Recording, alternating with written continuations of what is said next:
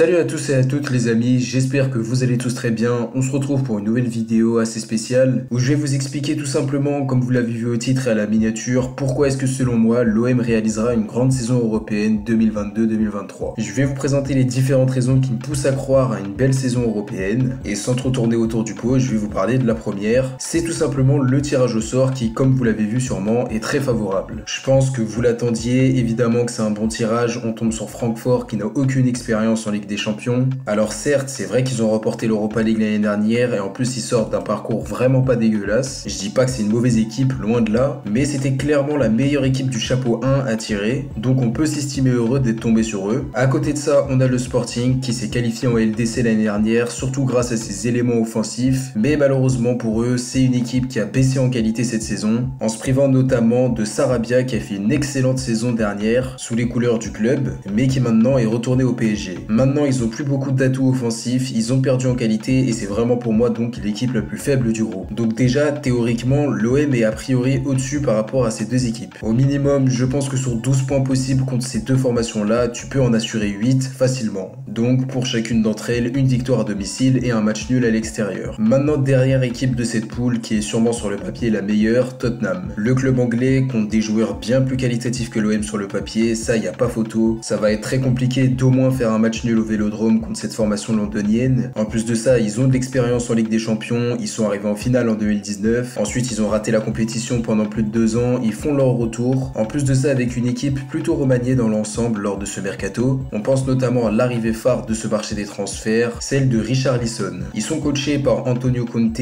un coach que j'aime beaucoup et qui impose une vraie rigueur à ses joueurs. Je pense vraiment pas que ce sera une partie de plaisir de jouer contre eux, mais c'est loin d'être un top club. On n'a pas non plus le Barça ou le Real en face de nous, certes c'est une bonne équipe de première ligue, y a pas de souci là-dessus, mais c'est pas non plus imprenable pour l'OM. Je pense que le minimum, l'objectif sera, comme je vous l'ai dit, d'accrocher un point au Vélodrome, ce qui est faisable. Donc tout ça pour dire qu'on a vraiment pas d'excuses, on est capable de se qualifier en 8ème ou au minimum, et ça je dis bien au minimum, finir 3ème du groupe. Autre raison qui me pousse à croire que l'OM va réussir sa saison en Coupe d'Europe, c'est que Longoria a tout préparé. En effet, le mercato qu'a effectué le président marseillais est selon moi excellent puisqu'il a réussi à très largement renforcer l'équipe quantitativement. On compte quand même 11 recrues en tout pour 8 départs, au final ça fait donc 3 joueurs de plus par rapport à la saison dernière. Je peux vous dire que ça fait la différence, tous les postes sont doublés, on est donc prêt à jouer sur plusieurs tableaux, ce qui me rassure par rapport au calendrier qui sera vraiment chargé cette saison entre le championnat, la Coupe de France et la Ligue des Champions. En plus de ça, on a cette fois-ci des joueurs que je trouve bien plus adaptés. En effet, la saison passée, on avait beaucoup de joueurs plutôt adaptés au système Sampaoli, donc des éléments plutôt techniques, capables de conserver le ballon, mais qui manquaient beaucoup en impact physique, c'est pour ça que lors des grands rendez-vous, on n'était pas souvent présent. Mais cette fois-ci, c'est différent puisqu'on a des joueurs expérimentés qui connaissent le haut niveau, style Sanchez, Mbemba, etc.